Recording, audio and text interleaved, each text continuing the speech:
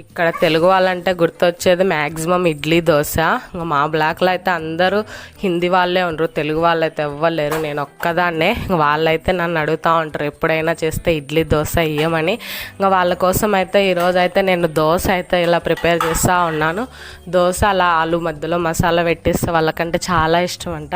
నన్ను అడుగుతూ ఉంటారు మసాలా దోశ చేస్తే మాకు ఇవ్వమని. అందుకని ఒకరోజు అయితే కంపల్సరీగా చేసిస్తానని చెప్పిన.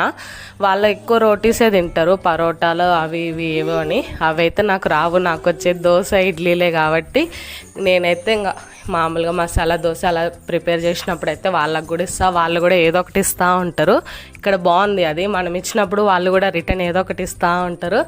అలా నేనైతే మసాలా దోశ చేసిన, అందుకని వాళ్ళకి ఇచ్చిన. వాళ్ళు కూడా చాలా హ్యాపీగా ఫీల్ అయినరు. వాళ్ళకు కూడా చాలా ఇష్టం అంట దోశ అంటే, కానీ చేసుకొని రాదు.